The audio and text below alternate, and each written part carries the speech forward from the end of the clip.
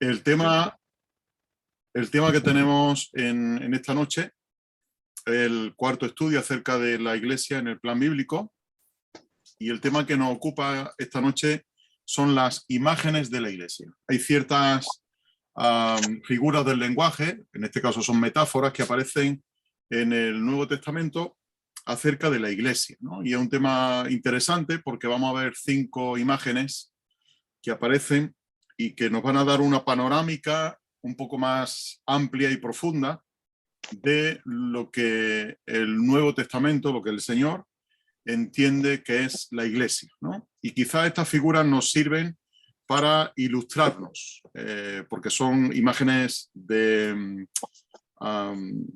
objetos sensibles, de objetos tangibles, ¿no? Como ahora vamos a ver.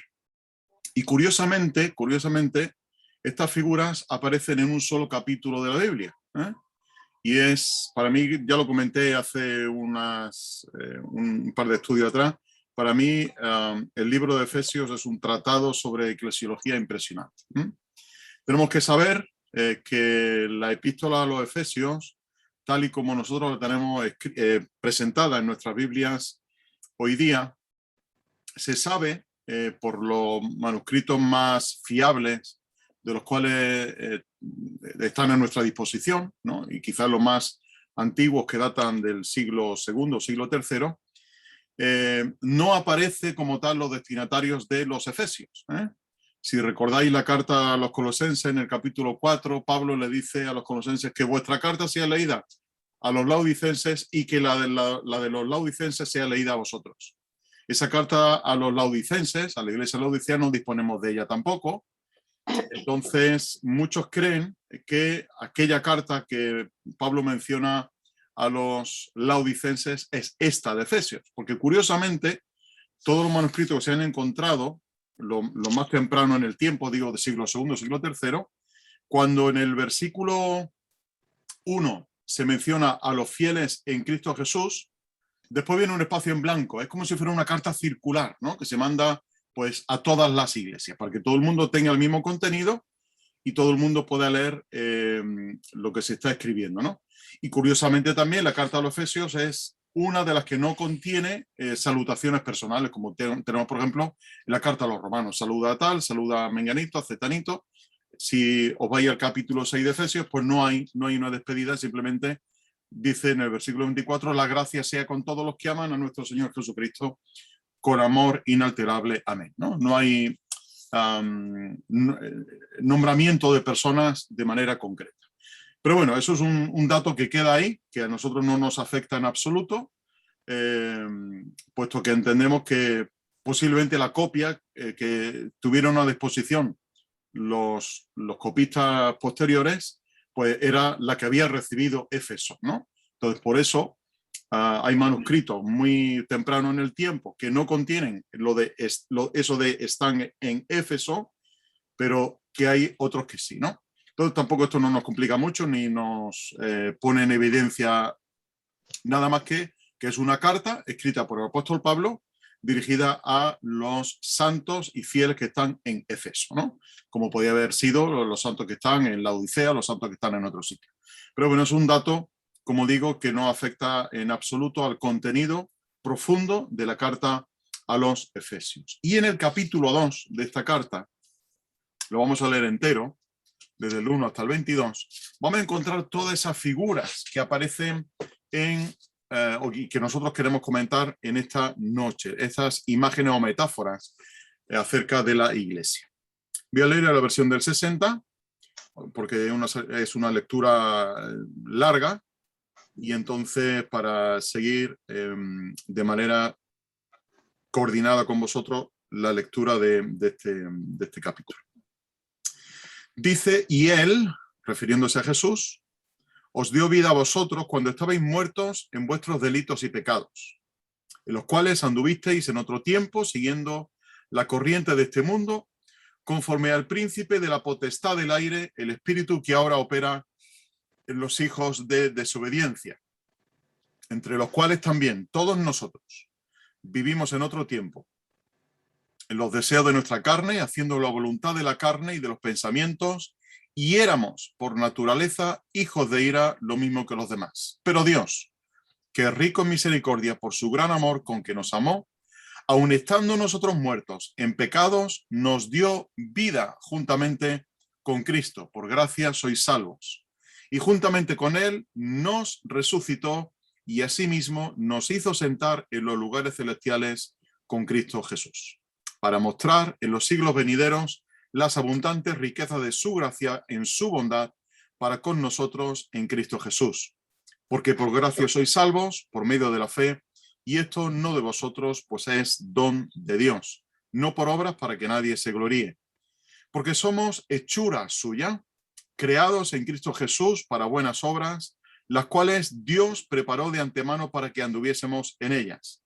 Por tanto, acordaos de que en otro tiempo vosotros, los gentiles en cuanto a la carne, erais llamados incircuncisión por la llamada circuncisión hecha con mano en la carne. En aquel tiempo estabais sin Cristo, alejados de la ciudadanía de Israel y ajenos a los pactos de la promesa, sin esperanza y sin Dios en el mundo. Pero ahora, en Cristo Jesús, vosotros que en otro tiempo estabais lejos, habéis sido hechos cercanos por la sangre de Cristo. Porque Él es nuestra paz, que de ambos pueblos hizo uno, derribando la pared intermedia de separación, aboliendo en su carne las enemistades, la ley de los mandamientos expresados en ordenanzas, para crear en sí mismo de los dos pueblos, se entiende, un solo y nuevo hombre, haciendo la paz. Y mediante la cruz reconciliar con Dios a ambos en un solo cuerpo, matando en ella las enemistades. Y vino y anunció la buena nueva de paz a vosotros que estabais lejos y a los que estaban cerca. Porque por medio de él los unos y los otros tenemos entrada por un mismo espíritu al Padre. Así que ya no sois extranjeros ni advenedizos, sino conciudadanos de los santos y miembros de la familia de Dios, edificados sobre el fundamento de los apóstoles y profetas, siendo la principal piedra del ángulo Jesucristo mismo, en quien todo el edificio bien coordinado va creciendo para ser un templo santo en el Señor, en quien vosotros también sois juntamente edificados para morada de Dios en el Espíritu. Un pasaje, como digo, profundísimo, en el sentido de que, como todos conocemos, Efesios capítulo 2, tiene que ver con la salvación por gracia, por medio de la fe, y la reconciliación que los creyentes tenemos con Dios, la que Dios ha hecho con nosotros, a través de la cruz del Señor Jesucristo. Así que vamos a desgranar, si os parece, y si nos parece también, porque es el estudio que he preparado, así que no tengo más remedio que darlo, ¿no? Pero vamos a dar un repaso de lo que hemos visto en estos días atrás, ¿no? Vimos ayer, como decíamos ayer, el martes pasado, el nacimiento de la Iglesia se produce con la resurrección de Jesucristo. Esta es la piedra de toque para el nacimiento de la Iglesia. Y vimos el punto de que la partida de nacimiento, es decir, la presentación oficial o la presentación en sociedad de la Iglesia, se produce el día de Pentecostés con aquella manifestación carismática del Espíritu en un día tan señalado como era el día de Pentecostés, que ya estuvimos estudiando qué significaba ese día a nivel de las fiestas judías, ¿no?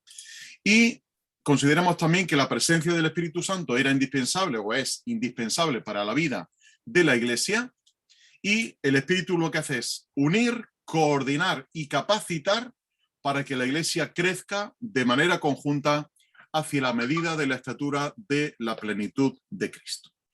Así que esto es lo que estuvimos viendo la semana pasada en relación al nacimiento, a la fundación de la Iglesia. Creo que quedaron algunas cosas suficientemente claras, ¿no?, en cuanto a la obra del Espíritu en la Iglesia.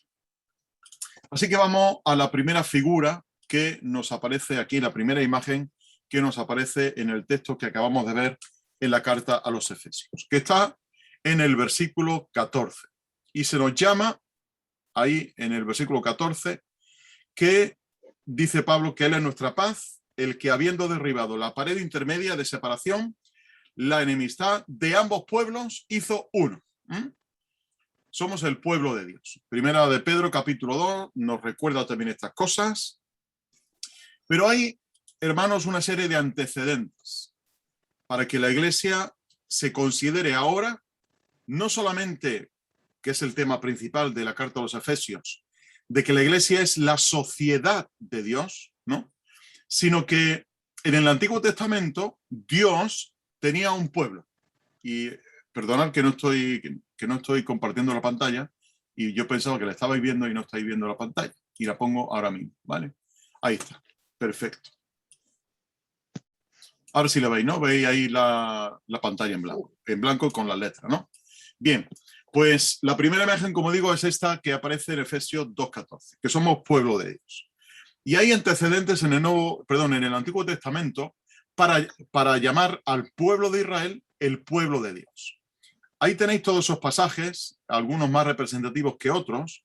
Éxodo 15, si recordáis, es cuando el pueblo es liberado de Egipto, pasan el mar y Moisés y Miriam hacen un cántico, ¿no? Y elevan un cántico junto con el pueblo. Y se habla de que el pueblo que Dios había sacado, tu pueblo, dice Moisés, tu pueblo te alabará, ¿no? El pueblo que Dios había sacado, que había hecho cruzar el Mar Rojo en seco. Pero en Deuteronomio 32, que es el que os quiero dejar, porque luego por ejemplo, el de Oseas, es cuando habla de aquella relación que Oseas debía tener con Gomer, ¿no? Y debía de amarla, y el Señor habla de que su pueblo, ¿no? De que su pueblo era como aquella prostituta, Gomer, y que ya conocéis, y que después relacionaremos con algo que dice el apóstol Pablo en los Romanos, ¿no? En la epístola a los Romanos. Deuteronomio 32 es el que os quiero dejar como más representativo, porque de nuevo Moisés hace una oración. Los que estuvisteis en Cazorla ya hablamos de este pasaje allí en los estudios. Deuteronomio 32, aquel cántico que Moisés eleva, y dice en el versículo 9, porque la porción de Yahvé, de Jehová, es su pueblo. Y él tiene un pueblo especial, un pueblo determinado.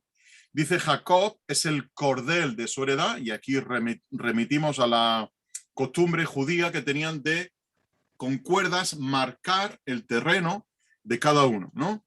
Y dice que Jacob, Israel, por alusión, es el cordel de su heredad. Lo halló, dice el versículo 10, en una tierra desértica, en el yermo, con aullidos de desolación, lo envuelve, lo sustenta, lo protege como la niña de sus ojos. Fijaos que Dios crea ese pueblo con Abraham y después hace todo este tipo de descripciones acerca de cómo estaba su pueblo, desértico, en el yermo, desolado, y Dios lo acoge por pura gracia, y lo menciona varias veces en el Antiguo Testamento, no porque tú hayas sido diferente, le dice Dios a Israel, diferente al resto de los pueblos, sino porque yo te amé. Y Dios amó a Israel, amó a ese pueblo, es su heredad, es su najalá, tal como dicen los hebreos, ¿no? En ese concepto de herencia que le ha tocado a una persona. Jacob es el cordero de su herencia y Dios lo protege. Y este término de a la niña de sus ojos quiere decir como a nuestra pupila, la pupila de sus ojos. La pupila en italiano es niña, ¿no? Y es el término que nosotros tenemos para nuestra pupila ocular, ¿no? Y la pupila viene protegida por el párpado, y lo que hace es humedecer el ojo, pues cada cierto tiempo. Pero si os dais cuenta, cuando algún insecto o alguna mota de polvo o algún objeto extraño se va a introducir en nuestro ojo, inmediatamente el párpado es el que actúa protegiendo la pupila, la niña de sus ojos. Y cuando encontremos este término a lo largo del Antiguo Testamento referido a Israel, tiene que ver con que Dios cuida, con que Dios protege con todo cariño y con todo cuidado y con la máxima protección a su pueblo Israel, ¿no? Así que este es el antecedente que hay en el Antiguo Testamento para hablar de pueblo de Dios. Dios tiene su pueblo concreto y en el Antiguo Testamento es Israel, es su heredad, ¿no? Pero hay otros referentes en el Nuevo Testamento que ahora la iglesia es llamada el pueblo de Dios. Fijaos en Romanos capítulo 9. Hay dos pasajes representativos que sí os quiero dejar, y el primero está en Romanos 9, 24. Si tenéis preguntas, pues las vais anotando y luego al final las formuláis. Romanos 9 dice el versículo 24. Hay que enlazar, bueno, con el versículo 23, aquello que sabéis del alfarero, si tiene potestad y Dios quiere mostrar la ira y hacer notorio su poder, y dice, y para hacer, versículo 23, para hacer notoria la riqueza de su gloria, mismo término que aparece en Efesios capítulo 1, acordaos, la riqueza de su gloria en vaso de misericordia que preparó de antemano para gloria, a las cuales también llamó, dice Pablo, a nosotros, no solo de entre los judíos, un pueblo, sino también de entre los gentiles, otro pueblo. Gentiles viene traducida de una palabra que se llama, que se puede traducir también por etnias, etne, y etne en griego significa pueblos, gentiles, todo aquello que no es judío. Versículo 25, como también en Oseas dice, este pasaje de Oseas 1.9 y 2.23 que se aplica a Israel, Pablo hace exégesis sobre ese pasaje y dice, como también en Oseas dice, llamaré pueblo mío al que no era mi pueblo, y amada a la no amada, y sucederá que en el lugar donde les fue dicho, vosotros no sois pueblo mío, los gentiles, así serán llamados hijos del Dios viviente. Y ahora echa mano de una cita de Isaías. También Isaías clama con respecto a Israel. Si el número de los hijos de Israel fuera como la arena del mar, el remanente será salvo, porque cumpliendo plenamente y sin demora el Señor ejecutará su palabra sobre la tierra. Y luego menciona de nuevo otro pasaje de Isaías, ¿no? Pero a nosotros lo que nos compete ahora mismo es el versículo 25. Un pueblo que no era pueblo, un pueblo que no era considerado pueblo de Dios, iba a ser llamado pueblo de Dios. Y esto produjo en cierto sector del pueblo israelita cierto recelo, ¿no? De cómo Dios iba a tener otro pueblo diferente. Y Pablo lo vuelve a remarcar en 2 Corintios capítulo 6 y versículo 16.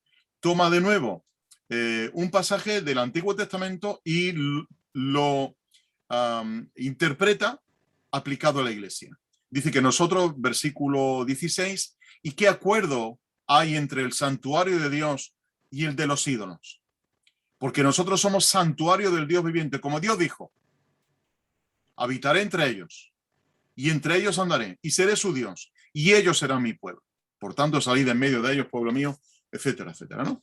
Así que, fijaos cómo el Nuevo Testamento toma el concepto de pueblo de Dios y lo aplica ahora a la iglesia.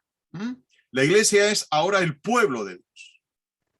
Y somos llamados pueblo de Dios.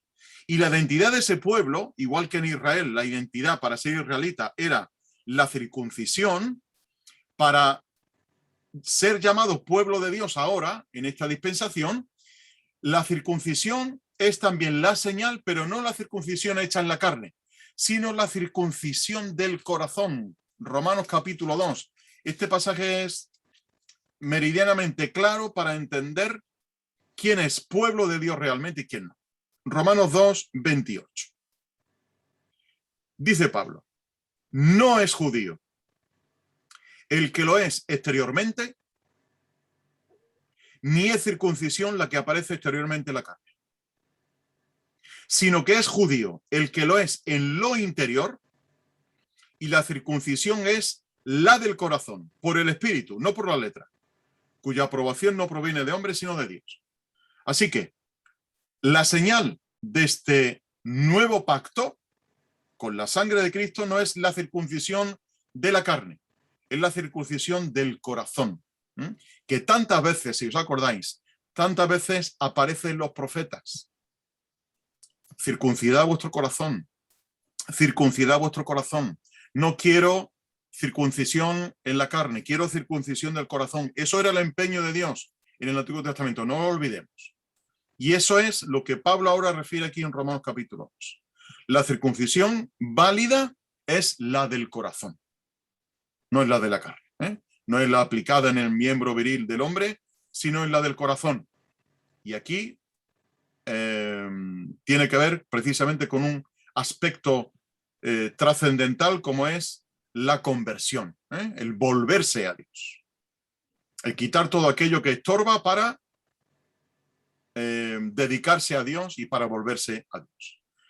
Y ese pueblo está conformado a partir de los términos del nuevo pacto. Y ese nuevo pacto, sellado con la sangre de Jesús, y como hemos visto aquí en Romanos capítulo 2, con la señal también de esa circuncisión, pero la circuncisión del corazón, no en la carne, ¿no? Y por eso Pablo menciona, para mí, como digo, meridianamente claro, el versículo 28, que se puede llamar a una persona judía el que lo es en lo interior, ¿eh?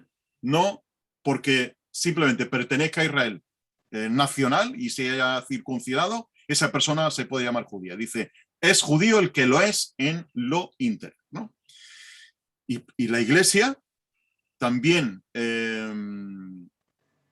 salvada por la sangre de Jesús, con la sangre del nuevo pacto, con ese pacto sellado como tenemos en la epístola a los Hebreos, sellado con sangre, también genera en nosotros esa circuncisión del corazón, ¿no? El haber puesto en nosotros Dios su espíritu y cambiado nuestro corazón de piedra por un corazón de carne, un corazón limpio, ¿no? Creo que esta imagen del pueblo de Dios puede dar mucho más de sí, pero tenemos que avanzar porque hay otras 4 imágenes que quiero también comentaros, ¿no? Bueno, y aquí este concepto.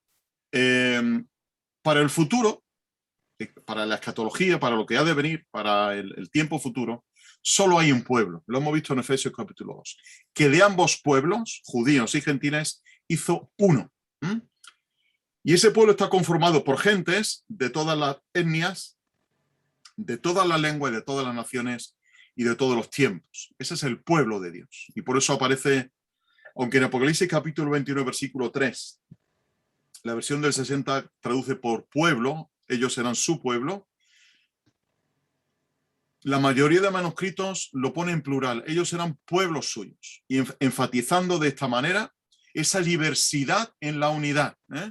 Es un pueblo, pero al mismo tiempo está conformado por gente de toda lengua, raza, pueblo y nación, ¿eh? Por eso ahí Juan creemos que usa el plural, ¿no? Pueblos suyos. Pero es un dato quizá filológico que les puede interesar a algunos que profundizan un poquito más, ¿no? Apocalipsis 21:3, ellos serán pueblos suyos, y dice luego después, y él será su Dios, refiriéndose al propio Dios, ¿no? Segunda figura que aparece es en Efesios 2:15, la figura de hombre. Hemos leído en Efesios que de ambos hizo un hombre. Y esta vertiente, bueno, si os dais cuenta, porque se me ha olvidado decirlo al principio, todas las imágenes que aparecen en este capítulo 2 tienen un componente colectivo. No hay una figura que implique algo individual, sino que implica algo colectivo. Y ahora explicaré, si no se me va de la cabeza, os explicaré qué sentido tiene esto en lo que vamos a ver en Efesios 2:15. Dice, aboliendo en su carne la ley de los mandamientos expresados en preceptos para crear en sí mismo de los dos un solo y nuevo hombre haciendo la paz. Cuando somos convertidos, uno de los términos favoritos de Pablo es que estamos en Cristo, ¿eh? Estamos en Cristo. Pero fijaos en lo siguiente. Estamos injertados en ese nuevo hombre, en el postrer Adán, tal y como tenemos en 1 Corintios y en Romanos 5. En ese postrer Adán, en el último Adán, y estamos injertados, según Efesios 2:6, en ese Cristo que ha muerto, que ha resucitado, y nosotros juntamente con él. Y aquí os quiero llamar la atención, o traer vuestra atención, porque llamar la atención tiene otro sentido, traer vuestra atención al versículo 4. Os lo he puesto ahí para los que leéis en griego. Los siguientes términos. Bueno, aquí hay unas palabritas o unas letritas en rojo, ¿vale? Que en castellano sería la S, la Y y la N. Sin, ¿vale? Y son términos compuestos que Pablo crea, serían neologismos en este caso. Son neologismos que Pablo usa para referirse a lo que ha ocurrido en nuestra conversión. ¿Qué ha ocurrido cuando nos hemos convertido, ¿no? Y Pablo dice ahí en el versículo 4 que nos ha dado, la versión 60 traduce de la manera tradicional, nos ha dado vida juntamente con Cristo, ¿no? Pero Pablo usa un solo término. Nos ha sinesoipoiesen, nos ha covivificado con Cristo. Quiere decir que la vida de Cristo nos ha sido dada también a nosotros, ¿eh? Y tenéis Juan capítulo 10 para ahondar un poquito más en este término. Nos ha covivificado, ¿eh? Eso, como veis, es un neologismo que Pablo hace, porque ese término además está compuesto de esa partícula sin, ese prefijo, que es el co o con, y además con el término que tiene que ver con vida, zoé. Y el término zoé, de donde viene, por ejemplo, zoología, pues es tomado de esto, de lo que tiene vida, ¿eh? Y ese término que Pablo usa ahí consiste o significa precisamente eso, covivificar, dar vida juntamente con Cristo. Pero además usa dos términos más. En el versículo 6, nos ha colevantado con Cristo, o nos resucitó, que es el término que se puede traducir también, nos ha, y dice, y juntamente con Cristo Jesús, nos resucitó. Y fijaos que está hablando en tiempo pasado. Y dice además en el versículo 6 que nos hizo sentar en los celestiales, en los lugares celestiales, ¿no? ¿Y por qué habla Pablo en tiempo pasado? Es decir, que nos sentó con Cristo, nos levantó primero con Cristo, pero también nos sentó con Cristo. Es la tensión de lo que en teología se conoce como el ya, pero todavía no. Ya estamos sentados con Cristo, pero todavía no estamos sentados con Cristo. Estamos sentados con Cristo en lugares celestiales, pero no estamos sentados. Todavía no, ¿eh? Es decir, que ahí hay una tensión, que este término de la tensión escatológica fue Oscar Cullmann, para quien le interese, fue Oscar Cullmann el que habló de este término, ¿no? de la tensión entre el ya, pero el todavía no. Y ya estamos sentados, pero todavía no estamos sentados, no se ha producido ese acto, ¿no? Igual que lo mismo que estamos resucitados con Cristo. Y fijaos que Pablo nos quiere unir y quiere darnos ese concepto de que estamos en Cristo y con Cristo, ¿no? Y bueno, 2 Corintios 5:17, de modo que si alguno está en Cristo, nueva criatura es, las cosas viejas pasaron y aquí todas son hechas nuevas. Y ese término que Pablo ha usado aquí en el versículo 15, de que ha hecho de los dos un solo hombre, esa implicación antropológica, yo decía antes que todas las imágenes tienen una connotación colectiva. Y tú dirás, bueno, si es un hombre, ¿no? Pero tiene también un sentido colectivo, y es el siguiente. Cuando en la teología bíblica se habla del primer Adán, y lo he puesto ahí precisamente, puesto así, no con la N, como lo tenemos nosotros, puesto con M, con un propósito que ahora explicaré. El primer Adán y el postrer Adán, que aparece en 1 Corintios 15 y en Romanos 5, sabéis que el primer Adán se refiere a Adán y a Eva en la creación, y el postrer Adán se refiere a Cristo, ¿no? Y hay un sentido en Génesis 5:2 que cuando lo leemos quizás lo pasamos un poco por alto, pero deberemos de leer más detenidamente lo que la Escritura dice. Dice que macho y hembra los creó, o varón y hembra los creó, y los bendijo y los llamó Adán el día que fueron creados. Es decir, que Dios cuando crea al hombre y a la mujer, les pone el mismo nombre, les pone el nombre de Adán. Porque sabéis todos que el término Adán significa tomado de la tierra, ¿no? Y a Cristo se le llama el postrer Adán. ¿Por qué? Porque de los dos, como hemos visto aquí en Efesios capítulo 2, Dios ha hecho un solo y nuevo hombre. Estamos, al estar nosotros injertados en Cristo, formamos parte del cuerpo de Cristo, como ahora veremos en la siguiente figura, del cuerpo de Cristo, y además estamos injertados en él. Y quizá alguien pregunte, ¿pero cómo podemos estar injertados? Yo no lo sé, yo no puedo explicar, no hay términos teológicos que expliquen razonadamente y racionalmente estos misterios, ¿no? Pero es cierto que al estar injertados en Cristo, al estar en Cristo, nos pone en una posición de haber recibido su vida, de haber recibido los efectos de su resurrección y haber recibido también los efectos de su glorificación. Por eso Pablo habla en en tiempo pasado. Nos resucitó y nos hizo sentar en los celestiales con Cristo Jesús. Y esto es profundísimo, primero para entender, ¿no? Y segundo para explicar. Entonces son términos que simplemente aparecen en la Escritura, que tenemos que recibirlos como palabra del Señor y intentar entender de alguna manera qué implica todo esto, ¿no? De que Dios ha creado un solo nuevo hombre, ¿sí? Que es, en este caso, el pueblo del Señor, la iglesia del Señor y uno con Cristo, ¿no? Y luego tenéis la epístola a los Colosenses, donde se habla de que Él es la plenitud, de que Él es la cabeza, y quien todo lo llena en todo, ¿no?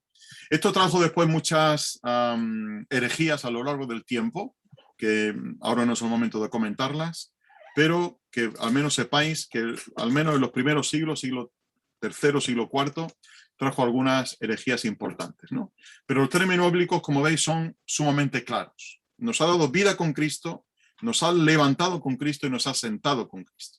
Así que disfrutemos, hermanos, de estos conceptos, como digo, tan profundos que a mí me faltan palabras y me falta cerebro para poder, inteligencia para poder explicar estas cosas, ¿no? Pero son términos sumamente interesantes. Vamos a la tercera figura porque el tiempo avanza, ya son menos 20. La tercera figura es la figura de una familia. Efesios 2:19. Dice que ahora sois conciudadanos con los santos y miembros de la familia de Dios. Claro, para nosotros el concepto de familia normalmente, de nuevo, es un término colectivo, porque de manera excepcional o de manera más clara, la familia está compuesta por varias personas, ¿no? Al menos por dos. La familia es un término colectivo porque el concepto que Pablo usa aquí es el concepto romano-griego que en aquella época había, greco-romano, y era el concepto de una familia amplia. Sabéis que en las casas no solamente vivía la familia directa, es decir, el padre, madre con los hijos, sino que además vivían los siervos, vivían los esclavos, vivían más familia, porque eran casas grandes, ¿no? Y el concepto de familia era mucho más amplio que lo que nosotros entendemos hoy, ¿no? Porque era ese término más que Pablo usa ahí, tiene que ver con domésticos, ¿no? Tiene que ver con los que forman parte de la misma casa, los que viven en casa de alguien o los que son de la familia de, ¿no? Por cierto, cuando penséis en vuestro apellido, si acaba en ez, vuestro apellido, tiene que ver con que forma parte de la familia de. Por ejemplo, Martínez es de la familia de Martín, López es de la familia de López, Sánchez era de la familia de Sancho y así sucesivamente, ¿no? Porque en la antigüedad se conocían a las familias de quién era familia cada uno, ¿no? Entonces estaba Juan López, pues era Juan el hijo de Lope, ¿no? Estoy hablando de la época medieval y estas cosas, ¿no? Pues nosotros seremos precisamente de eso, de la familia de Dios. ¿De quiénes sois? Pues somos de la familia de Dios. ¿Dónde vivís? Pues vivimos en la casa de Dios, ¿no? Y ese es el término que Pablo usa aquí al referirse a lo de la familia de Dios. Y estaréis pensando ahora, quizá, en Juan capítulo 1, versículo 12, ¿no? Que dice, ¿os acordáis? Que a los que creen en su nombre les dio potestad de ser hechos hijos de Dios, ¿no? Pero Pablo ahonda un poquito más en Efesios capítulo 1, versículo 5, en este término de familia. Y dice que cuando Dios nos predestinó para adopción. Aquí hay una cita de un biblista, de un exegeta muy importante bajo mi punto de vista, se llama Max Zerwick, y él dice lo siguiente, para el término de adoptados. Dice, no se trata de una filiación, es decir, de ser hijos en sentido traslaticio, de cambiar de término, ¿no? Como si fuéramos recogidos por compasión entre las inmundicias de la calle y llamados hijos sin serlo en realidad, ¿no? Hago aquí un paréntesis. Los hermanos, no los hermanos cristianos, sino los hermanos de carne, ¿qué les decimos muchas veces a los hermanos pequeños, ¿no? Mi hijo se lo dicen, anda que tú eres adoptado, ¿no? Que tú eres adoptada, ¿no? Se dicen, el hermano grande le dice a la pequeña, tú eres adoptada, ¿no? Tienen los tres la misma cara y es tú la adopción que van a tener, ¿no? Tú eres adoptada, y eso los hermanos lo hemos dicho a los hermanos pequeños, anda, si tú eres adoptado, si tú eres recogido, ¿no? Pues no es el caso de adopción que tenemos aquí, que es tu caso y el mío. Somos hijos de Dios con toda verdad, precisamente porque lo somos por Jesucristo. O sea, no solo porque Cristo con su redención nos haya hecho dignos de Dios, sino porque Él mismo, el Hijo, habita en nosotros por medio de un vínculo vital misterioso y nos asume a todos nosotros para ser juntamente con Él uno solo. Hijos en el Hijo, según la expresión de los padres de la Iglesia, en este caso de Agustín de Hipona, ¿no? Somos hijos en el Hijo. Y esto es, como dice este autor, un vínculo vital misterioso, de que podemos ser llamados hijos de Dios precisamente porque estamos en el Hijo de Dios, ¿eh? Y estamos en Él. Y como digo, esto es un misterio y esto es algo tan profundo que al menos nos llena de agradecimiento a Dios, de que somos de su familia, de que habitamos en su casa, de que Él nos ha recibido en su casa, nos ha recibido con los brazos abiertos y nos ha dado la categoría de hijos, ¿eh? No recogidos de la calle, sino que en el Hijo, en Cristo, podemos ser llamados hijos de Dios, por Jesucristo. Y esto tiene, como digo, una profundidad tremenda, ¿no? De ser considerados miembros de la familia de Dios, con pleno derecho, ¿eh? Con plenos privilegios. Y además, ahondando aún más, dice Pablo en Romano, que somos no solamente hijos, sino además herederos y coherederos con Cristo. El Hijo lo va a heredar todo, el Hijo con mayúscula, lo va a heredar todo por ser el Hijo primogénito, pero dice Pablo, vosotros sois coherederos juntamente con Cristo, tenéis herencia con Dios, ¿eh? Y la herencia de hijos. Y esto hermanos, nos debe de llevar a maravillarnos, al menos, ¿no? de lo que Dios ha hecho con nosotros, que somos ahora de su familia, somos de su casa, ¿eh? Vivimos en su casa y llevamos su apellido, ¿eh? Dios nos ha permitido el ser llamados hijos de Dios, con la profundidad que esto tiene, ¿no? Y con las implicaciones éticas que esto también tiene, ¿no? Ya sabéis que Pablo dice que andemos como hijos amados, ¿no? Y que andemos como hijos de Dios en medio de una sociedad o de en medio de un mundo en tinieblas. Así que esto tiene, como veis, implicaciones profundísimas también a nivel ético, ¿no? A nivel práctico.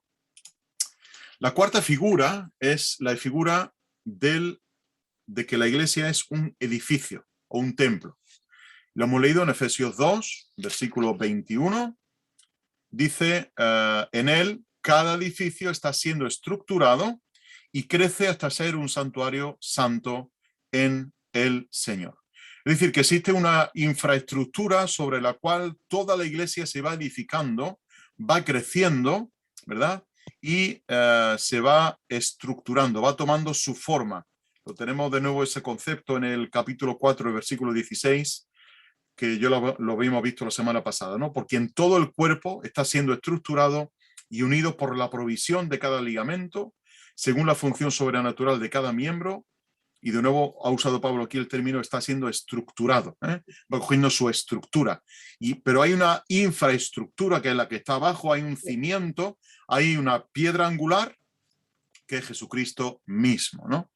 Y Pablo vuelve a usar aquí otro término, otro neologismo, en el versículo 22, dice, en él también vosotros sois juntamente edificados. Y él usa aquí un término que tiene tres partes, digamos, ¿no? El prefijo sin, que significa con, oiko, que tiene que ver con casa, y domeiste, que tiene que ver con edificar. Es decir, que estamos coedificados en la misma casa, en la misma morada. Por eso dice ahí, juntamente edificados para morada de Dios en el Espíritu. Así que nos estamos edificando unos a otros, y estamos siendo edificados juntos. No está siendo edificado uno sí, otro no. Estamos siendo como piedras vivas, que ya vimos la semana pasada también, según menciona el apóstol Pedro en su primera carta. Somos edificados como piedras vivas.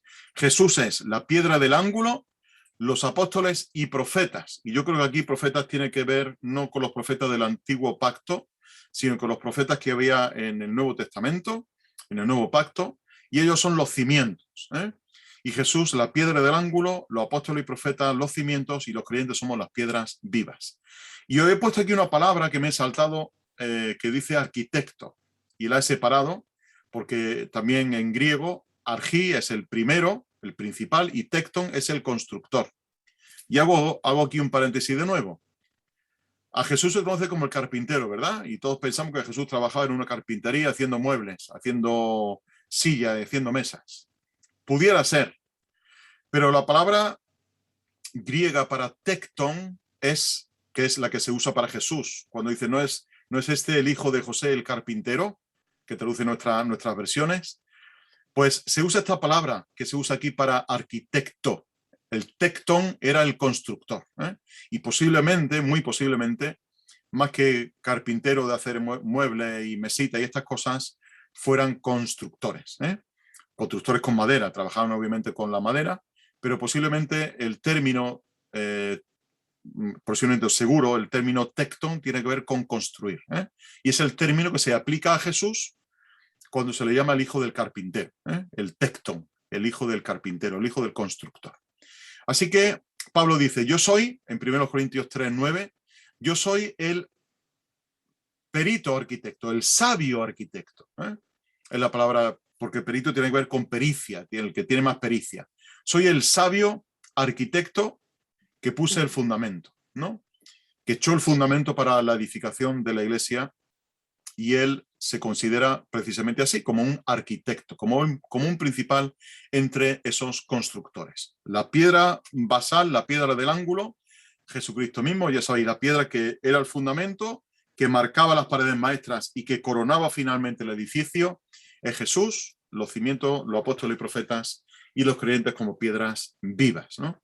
Y ese ese edificio va siendo edificado, se va construyendo. Con nosotros como piedras vivas nos vamos edificando unos a otros, y ese crecimiento que al final lo da el Señor también. Y el crecimiento, Efesios 4:16, se realiza en amor para su propia edificación.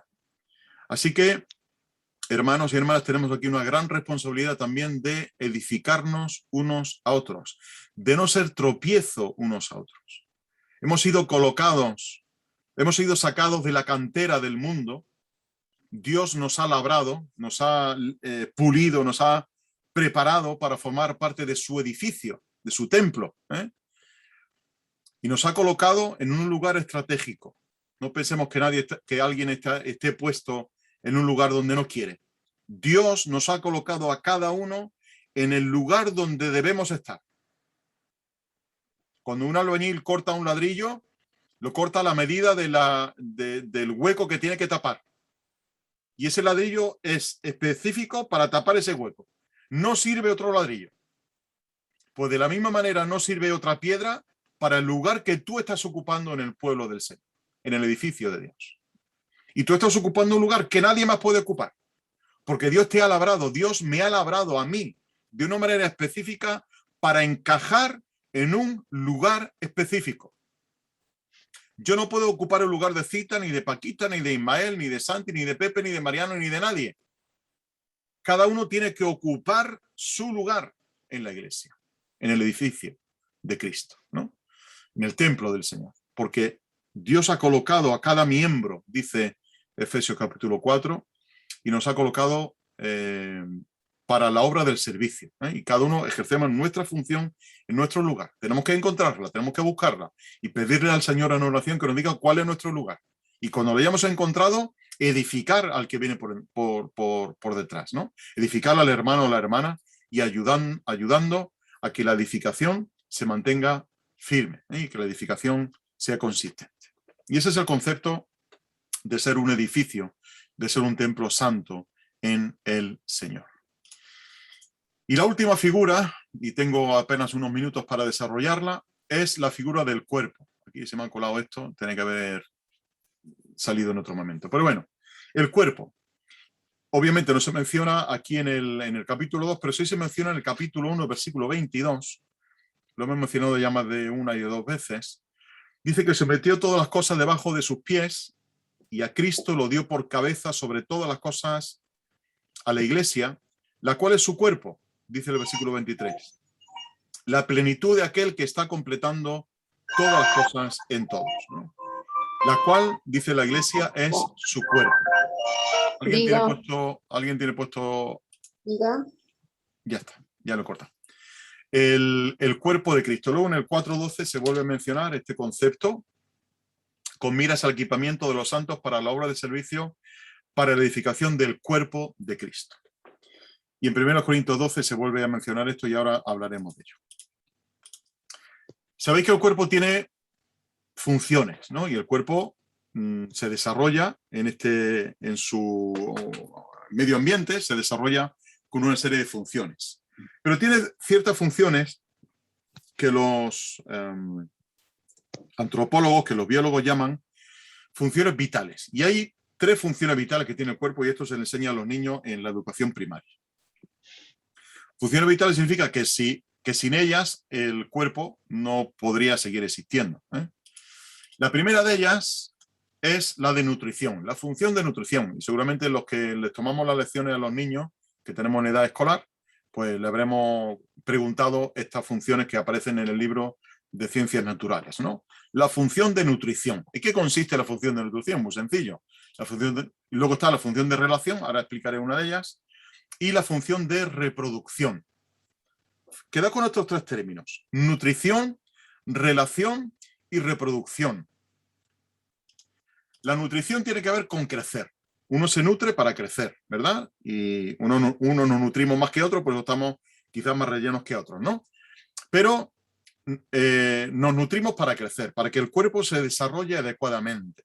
Y a eso es llamada la iglesia, a crecer en el Señor, a crecer de manera adecuada y a nutrirnos de la palabra, a nutrirnos de la oración, a nutrirnos de tantas cosas que el Señor provee para que crezcamos en Él, ¿no?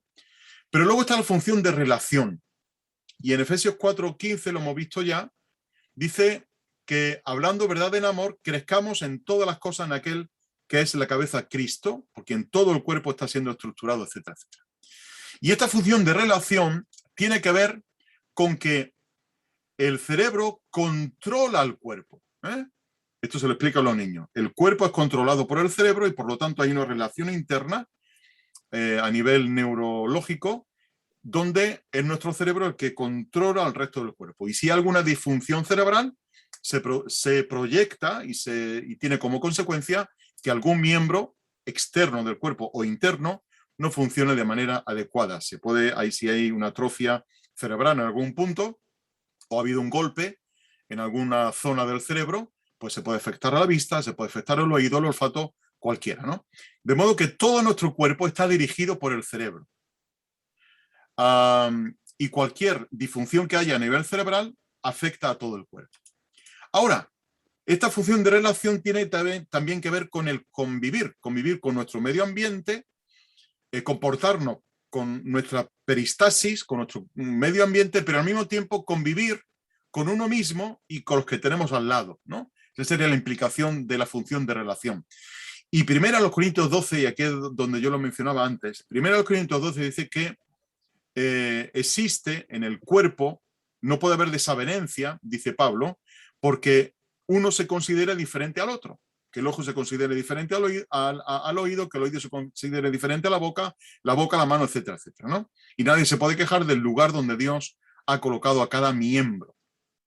Por lo tanto, existe dentro de esa función de relación del cuerpo de Cristo, esa convivencia sana que debe de existir entre nosotros. Y además somos el vehículo, al ser el cuerpo de Cristo, somos el vehículo de la actividad de Cristo en esta tierra. Se menciona por ahí, y creo que de manera acertada, que la Iglesia son los pies y las manos de Cristo en esta tierra, ¿no? Y efectivamente somos llamados a llevar el mensaje del Evangelio, el mensaje de Cristo al mundo. Y por eso somos ese vehículo de la actividad de Cristo. Y esto implica, como dice Millard Erickson, un teólogo cristiano, dice que cada miembro necesita a los demás. Hay una interrelación, hay una necesidad mutua, ¿eh? Y cada uno de ellos es necesitado por los demás. Es decir, que todos nos necesitamos, y nos necesitamos unos a otros. Y nadie puede decir a Paqui o a Pepe, yo no os necesito, porque ese miembro estaría fuera de lugar. Y yo no puedo decir a otro miembro, yo no te necesito, tú estás aquí de sobra, porque eso sería una disfunción. Una disfunción no cerebral, porque el cerebro no está mandando esa información al cuerpo. El miembro está mandando la información correcta.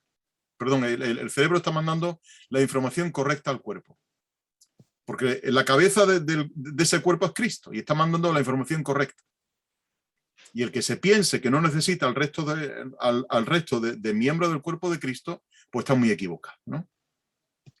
Y esa es una función vital del cuerpo, la función de relación, de relacionarnos unos con otros. Por eso no existen creyentes llaneros solitarios, ¿no? Que cada uno va haciendo lo que quiere por la vida, sino que nos necesitamos unos a otros para que no haya desavenencia en el cuerpo, ¿no? Y luego la otra función, la función de reproducción, pues consiste en ser más de lo mismo, ¿no? En prolongar la especie, sería la función biológica de reproducción. Y a nivel espiritual, a nivel de iglesia, Mateo capítulo 28, id por el mundo y haced, dice literalmente, haced discípulas a las naciones. Mientras vais, dice, haced discípulas a las naciones. Llevar el mensaje del Evangelio para que más personas se salven, y eso es esa función de reproducción del cuerpo de Cristo. Ahora, hay unas consecuencias de esto. Primero, la iglesia es un organismo vivificado. Y el bienestar o malestar afecta a todos. Si un miembro se duele, los demás miembros se duelen con él. Y si un miembro se alegra, los demás miembros se alegran con él. Hay una interrelación. Si a mí me duele la cabeza, todo mi cuerpo no tira para adelante, ¿no? Si me duele la muela, pues el cuerpo no tira para adelante. Me duele la muela y estoy quejoso todo el día. Y si me duele el pie, pues no puedo andar correctamente. Si me duele la mano, no puedo hacer ciertas funciones correctamente. Y todo el cuerpo al final se duele, ¿no? Si esa disfunción no mejora, si esa enfermedad no mejora, si esa enfermedad no se cura, ¿verdad? Todo el cuerpo al final se resiente de una manera o de otra. Dice la Cueva que ningún miembro vive para sí, sino que vive para el conjunto, ¿eh? Ningún miembro vive para sí. No somos parásitos, ¿eh? no nos estamos aprovechando de los demás. No vivo para mí mismo, no tengo una función autónoma, tengo una función alocéntrica, es decir, que estoy pensando en los demás y vivo para los demás, vivo para el conjunto. De modo que si mi vida espiritual, hermanos y hermanas, no es la adecuada, ¿sabéis quién se resiente? La iglesia. La iglesia local donde yo comparto, donde yo vivo. Y si mi vida espiritual no da la talla suficiente, y si yo no busco la santidad, quien se resiente es la iglesia, en conjunto. Por eso, Hebreos capítulo 12 dice, cuidado que no haya entre vosotros ninguna raíz de amargura que afecte a todos los demás. Porque esa raíz de amargura no solamente afecta al que es la raíz, sino que va afectando a todo. Un poco de levadura, dice también Pablo, leuda toda la masa, ¿no? Y fijaos la gran responsabilidad que volvemos a tener aquí con esto de ser miembros unos de otros, ¿no? De no vivir para sí, sino vivir para el conjunto. El cuerpo vive en unidad, pero no vive en mismidad. La mismidad significa que todos somos lo mismo. No todos vivimos en unidad, en el cuerpo, bien coordinado, cada uno en su lugar, pero no somos todos lo mismo. Y todo lo mismo significa que no todos hacemos lo mismo, y que no somos todos colocados en el mismo lugar, sino que vivimos en unidad y en coordinación. En cuarto lugar, el cuerpo recibe su crecimiento de la cabeza. Y creo que ya lo comenté en algún momento, creo que fue con vosotros, que hay una hormona del crecimiento que ayuda a crecer, porque lo que nos alimenta no es solamente la comida que comemos, sino una glándula que tenemos en la base del cerebro, en la hipófisis. Voy a poner aquí esta manchita naranja que hay aquí, en la hipófisis, y aquí si me tiene que rectificar Manolo San Pedro que me rectifique, ¿no? Está en la base del cerebro, está ahí metido justo en todo el centro de la cabeza, ¿no? O en casi todo el centro de la cabeza. Y esa pequeña glándula que tenemos ahí, también se llama glándula pituitaria, lo que hace es generar una hormona que se llama la hormona del crecimiento, y eso es lo que hace que nuestro cuerpo crezca. Es decir, nos alimentamos y el cerebro procesa toda esa información, esa glándula genera una serie de sustancias que se mandan al resto de glándulas que tenemos por nuestro cuerpo y hace que crezcamos. Esa hormona del crecimiento, que lo tenemos, como digo, en ese, fijaos, tan chiquitito que es la hipófisis o glándula pituitaria, que es la que permite que nuestro cuerpo crezca, ¿no?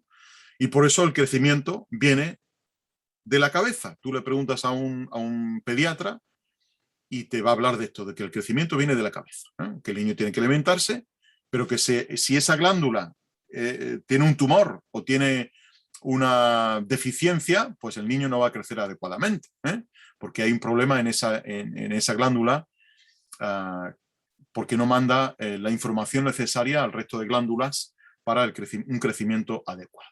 Y esto obviamente nos sirve como figura importantísima para ver que el crecimiento de la iglesia viene de la cabeza. El crecimiento y la orden de crecimiento viene de la cabeza, principalmente, sobre todo, ¿vale? Y de manera clara, pero la función, como dice aquí Pablo en Efesios 4:16, la función se produce en el cuerpo de manera sobrenatural. La función de cada miembro se produce de manera sobrenatural, impulsada de nuevo por el Espíritu del Señor para crecimiento. Como conclusión, está una hora justita. Como conclusión, todas las figuras tienen una implicación colectiva. No hay nada individual en la iglesia. No existe el individualismo en la iglesia. Existe la pluralidad, existe la colectividad. Y eso de que el resto de miembros se callan y yo soy el que habla, esto no es. Si existe la iglesia, eso es una disfunción. Así de claro, no me voy a andar con tapujos. Si eso existe en la iglesia, eso es una disfunción. Porque la iglesia, todos estamos para aportar algo. Y estamos para edificarnos. Y estamos para ayudarnos. Y digo esto porque últimamente se escucha, ¿no? Es que solamente pueden enseñar los que tienen el título debajo del brazo. Pues el mayor título que uno puede llevar debajo del brazo es la Biblia. La Biblia. Y si uno conoce la Biblia, es el mejor título que uno puede llevar, ¿no? Y quítense universidades y quítense de todo, ¿no? Porque nuestra salvación no nos la ha dado ninguna universidad, no nos lo ha dado la Universidad del Calvario, si queréis llamarla así, ¿no? No lo ha dado la Universidad del Calvario, ni Cambridge, ni Oxford, ni Yale, ni todas estas cosas. Viene de una colina, de la cruz del Calvario, ¿no? Y a lo que iba, hay una implicación colectiva, ¿no? Y todos tenemos una responsabilidad dentro del cuerpo de Cristo.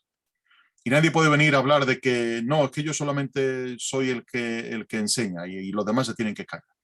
Eso es una disfunción. Y tenemos una responsabilidad en el cuerpo de Cristo que tenemos que buscarla y desarrollarla, ¿no? No digo que con esto que todo el mundo tenga que hablar. Quiero decir que cada uno tiene una responsabilidad, pero yo no puedo imponer a los demás que estén en silencio pues porque yo lo mando, ¿no? Porque esto sería atentar contra el crecimiento del cuerpo de Cristo y Dios nos libre de atentar contra el crecimiento, ¿no? Gozamos además de un privilegio exclusivo en la historia, que es ser de la familia de Dios. Nadie antes se le ha llamado ser de la familia de Dios. A la iglesia se le llama de la familia de Dios. Habitamos en su casa, estamos con él, nos ha acogido como hijos y nos ha dado el derecho de ser hijos y de ser herederos y coherederos con Cristo, ¿no? Y esto, como digo, es un privilegio grandísimo.